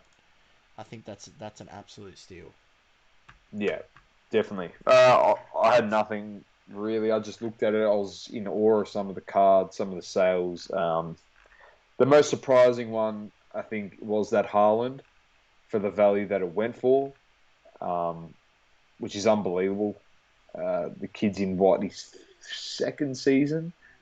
third season. Unbelievable stuff. I think that's the surprising one, really, for me. Yeah, one of the surprising one also is there's a lot in here which was I think 20 or something, 26 Maradona autos. And it only sold for 73,000 or something, and I just think that's ridiculously undervalued for buying that many Maradona autos. I mean, guys, he's not signing any more autos. We know why. Yeah, I know. We know He's why. Passed, so like, I just think that's incredibly undervalued. And that person who bought that lot for 73K, good on you, man. Good on you. That is an absolute steal. I think also there was a Top Shot that was sold. Yeah, a Giannis rookie Top Shot. 136,000 was it USD? It was. Anyway, that's not anything. But and then surprisingly, which we've been saying on Double Coverage, we've been saying it on Crunch Time podcast as well with Anthony Collects and Mask. Ken Goldin pretty much begging people to send him soccer cards, begging collectors to send them in. We've been saying it is going to take over. It's not going to take over as in like NBA, but it is going to take over once it gets more product into Europe. It is going to become the second biggest sport in the hobby. Yeah. Full stop. Yeah. By a mile. Yeah. And I'll tell you what, as we discussed a couple of weeks ago on Crunch Time 1, where Anthony was talking about Europeans being super passionate and being very wealthy, and he gave the analogy of a very wealthy Italian supporter wanted to drop as much money as he wanted on a Totti or a Del Piero or a Buffon. I'm telling you, the money, it's gonna push basketball. It's gonna push it, because I'll tell you what, the top end guys in soccer, to me, have more value than the top end guys in basketball. To an extent, you know what I mean? You go through the top 10, Bill Russell, Wilt Chamberlain, potentially in that top 10. You go talk to a European about those guys. I don't even know who those guys are. You list off the top 10 for soccer players. Everyone globally pretty much knows who they are. Zidane, R9, Cristiano Ronaldo, Messi. Like, you think about it. Maldini, Pele, Maradona, Ronaldinho. Like, you know what I mean? They have actually, their name holds so much more weight. It's true. Than what a basketball player does. It's true. So, I'm just telling you, I reckon it's gonna make some waves. And with this soccer launch last week with Mosaic, which we did discuss on Crunch Time, so if you want to listen to that take, head on over there and have a listen. But it's going to give more opportunity for these soccer collectors now, which they've never had before. Because as we've said previously, it's been more of a sticker hobby for soccer products. It's been a sticker. Haven't really had the cards yet. They had match attacks, but now they're actually getting some really Yeah, nice high-end they're cards, which getting they can nice collect. cards into the leagues. Like they've always had. There's Yeah, always been cards when it comes to World Cups and Euro Cups and yeah, international level. yeah. But now Now they're getting, yeah. getting the cards. I mean, there's been cards before, but not the cards of quality that are created today. You And, know what I mean?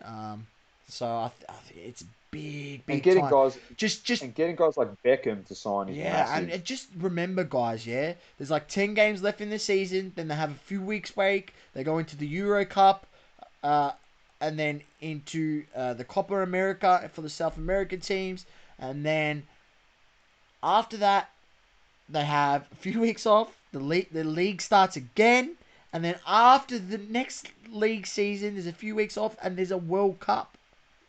There's So no respite in it between anything. is And you got to remember, flat there's a stick. Champions League final in there as well. Two Uh, Champions League finals. two Champions League finals, sorry. So there's a lot that can happen.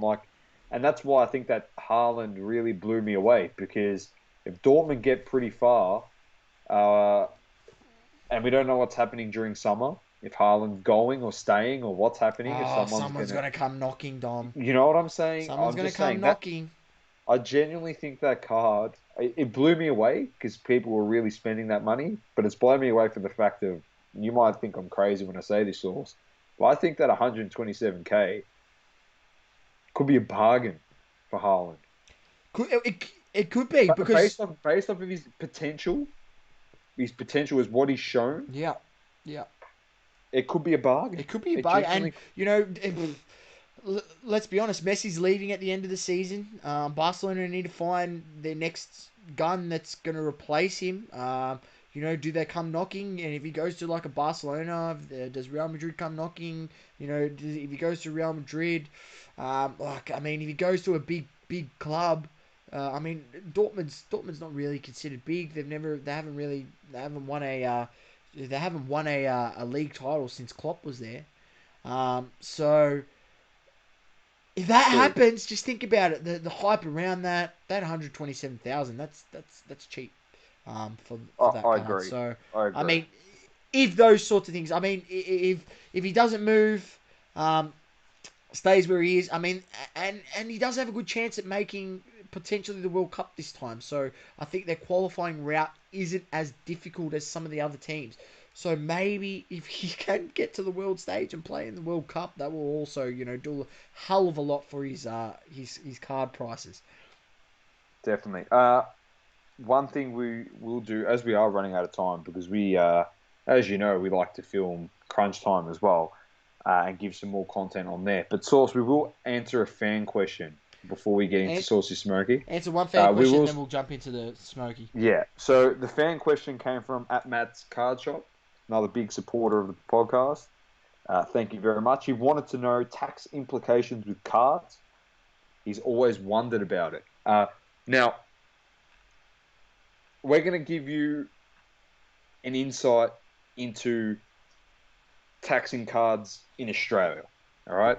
If you're a US listener or someone from Canada or Canada or anywhere else around the world and you want to give us an insight into your tax laws, honestly, we are willing to learn. It's probably something Source and I might bring to Clubhouse during the week.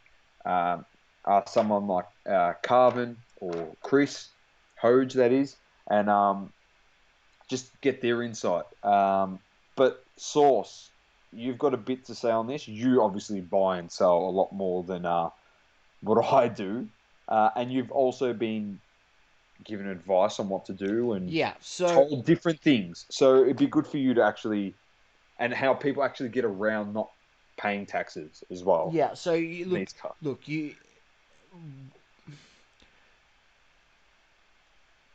should be paying taxes on your 100%. gains Yeah. on your cards.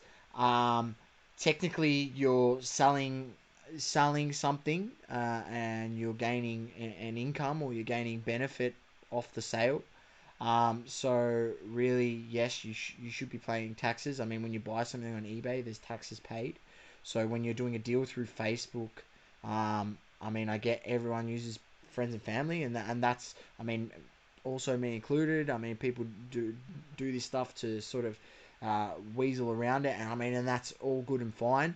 But you need to be mindful of the times when you're maybe paying, getting paid to with goods and services, um, and also selling stuff on eBay, because eBay does report these things to the government, or else they won't be able to, operate here. Um, but the advice which I have been given by an accountant, as I seeked one out to sort of ask them, just to, as I don't want to sort of get in any strife.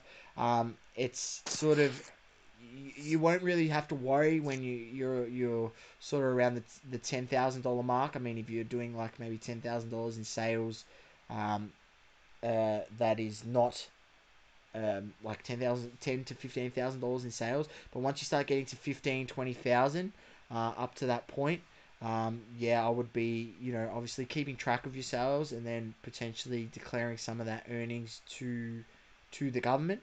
I mean, at the end of the day, it is your decision if you don't declare those earnings. Um, but understand, or possibly look up the potential fine you can get for tax evasion.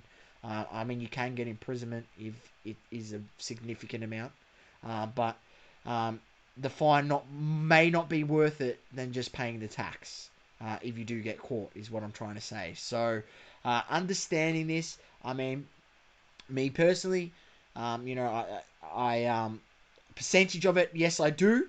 Some of it I don't. Obviously, stuff that things that are, when you do a trade and that, like how you're supposed to declare that, you don't really, because you're just trading something. You're giving someone something, they're giving you something back that's obviously not money. So there's nothing that can be done there. But when it's an exchange for monetary gain, then yeah, you probably should be declaring that to the government. This is where it comes into keeping a record of your sales, and you should be trying to keep a record of your sales from financial year to financial year, which is something that I haven't done. Is probably something that I need to work out. I've got an understanding of all my sales, but I haven't organized it in a financial sort of year to year sort of way, which is bad on my part. But yeah, if you're getting to the higher threshold around 20,000, I would think about declaring a percentage of that money. Would I declare it all? Probably not, because let's be honest, the government just wastes taxpayers' money. Absolutely, they Here it they pretty goes. much wipe their ass with taxpayers' money. So why would we want to keep giving them more? But also, it's about doing the right thing. So that's why I say declare a percentage of it, to make it look like that you're not, that you are, being somewhat honest.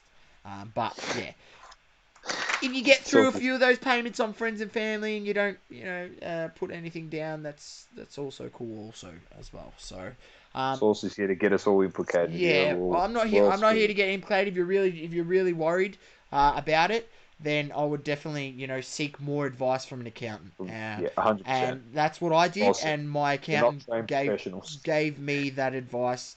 And yeah, so that's why it's important that you do keep track of your sales.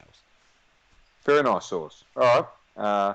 I know you're going to see the title, and it does say "Greed in the Hobby," but we will cover that next week, uh, quite thoroughly. We'll go through that during Hobby Yeah, we're Talk. just running out But of time. that's all right. Let's get on to Saucy Smokey. What have you got this week? I know what you've got. It's a ripper. So when isn't it a ripper? We'll bring it up. Just bring it up. Just no further ado, because we need to get this. This will be a quick smoky run through, Doma. And you know what the best part about this is? I've actually got everything ready this week. So bang, Oh, we'll flick it over to the card overlay, and as you can see, if you're watching on YouTube, the card that I have up is the 2019 Donruss Optic Tyler Hero Hollow Silver, or Donruss. They call it a hollow.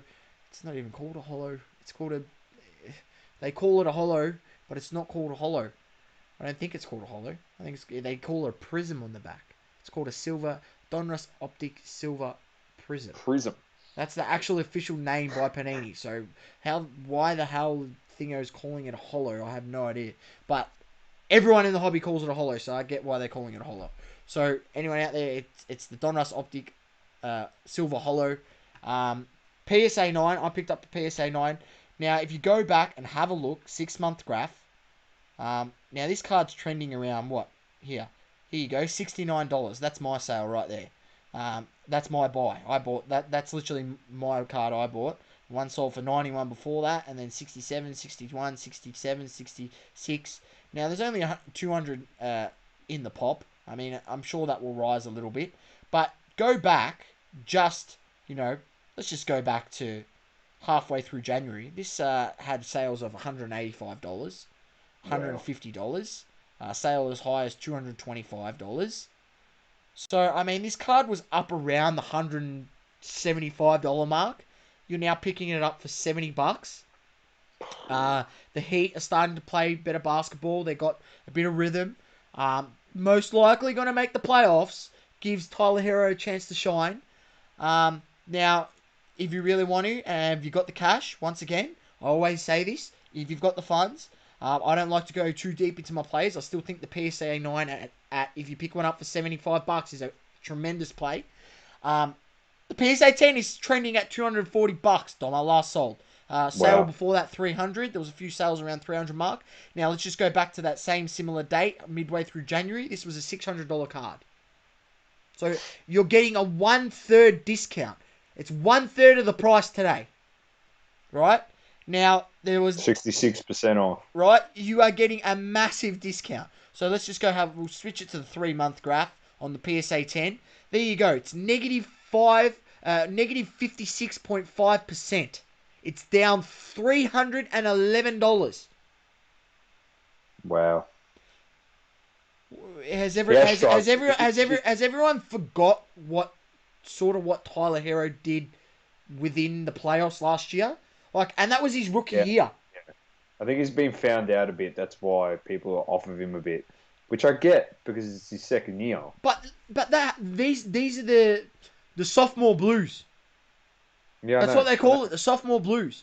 So everyone quick to jump off him, but I mean, everyone was quick to hype up him on the lead into the season. Then obviously Heat's had a bad run of form, but they're starting to get their form back. No, starting to play well. So I think it's a good play. My suggestion is the PSA 9.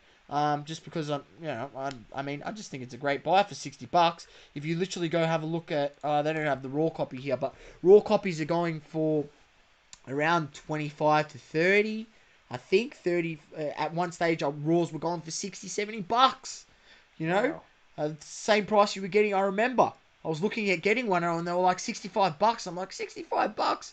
I just bought a Jaren Jackson optic holo for PSA 9 for $65. Why am I going to buy Tyler Hero raw holo for that price? And then here we are. Tyler Hero's at the same price. So I think this is a great buy. Yeah. That's Sauceys Smokey for another week. Very nice. Thanks, Saucy. Beautiful. Actually, also a quick shout out to Matt Payne and the Australian Trading Card Association. They were at the OCC pop-up, which is the Oz Comic Con pop-up over in Sydney. Awesome event. It was a massive success for Matt and the association and everyone that came down there. We had Chesh Breaks down there, obviously Matty down there, Junk Wax City was down there. Who else we got? I mean, there was a couple of old hobby heads down there. The Trad brothers who are across the Facebook groups. You had Tommy Pilek, who always runs Ripper sales on NBA Card Market and he was down there with a stall. And then, funny enough, there was actually a guy there who usually goes to these Comic-Con events who had a table, usually goes there selling Star Wars stuff, right? And when he got asked to bring his basketball stuff, he was like, yeah, hell yeah, let's bring it down. And he actually said the basketball cards and things was the stuff that he sold the most. And he had some Yeah, Star Wars and things, other stuff there. And he said the basketball cards was, what he made most of his money on the day. So, that's awesome. absolutely, taken with open arms into the Comic-Con setup. Well done, Maddie, for organising and making the connections to get this off the ground. And this is just the beginning, Doma. This is just the beginning. Obviously there's going to be one in Melbourne, and when there is, don't worry, we'll be pumping it up, and we'll definitely be down there. We're working with Maddie, and we're hoping that we could hopefully do a live show from Oz Comic Con if we can, if the bandwidth or the connection of internet allows us to. If not, we'll be able to still do a show. We'll just pre-record it and drop it that's anyway right. for you. We're always coming up with and content, we'll give us a chance to maybe possibly do a bit of a vlog down there and vlog content and bring more content revolving around the hobby and its growth in this country.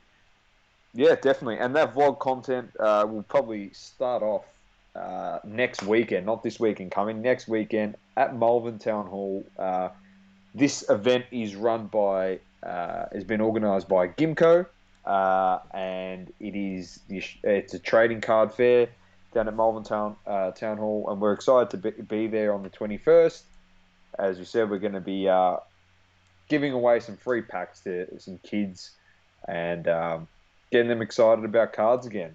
And obviously supporting all the stall holders there, networking with people there, and getting to know more people in the hobby. And obviously getting us out there because we want to try and push our message across and educate people as well. The do's and don'ts in the hobby and try and help people enjoy it to the best of their ability. So yeah, look forward to seeing us down there. If you are listening from Melbourne and you plan on going down there, I know a few people have reached out to us and they're keen. So it'll be awesome. Link reconnect. to the event will be in the description, so I'll definitely chuck that in there. So yeah, stay tuned for that. We will keep promoting it and pumping it up. And well done to Gimco, and of course, well done to Matt and the Australian Trading Card Association for all their efforts over in Sydney over last weekend, and for what's to come for the Australian hobby. I don't know, scene, I guess, which is awesome. So it's been Dom with the great man Sauce. Keep living, loving, and breathing all sports. It is double coverage, and peace. Peace out, ladies and gents. Thank you for tuning in. Please don't forget to leave a review on the Apple Podcasting app. Also, follow us on socials, Instagram, Facebook, Twitter, and TikTok. Talking all sports, double curve.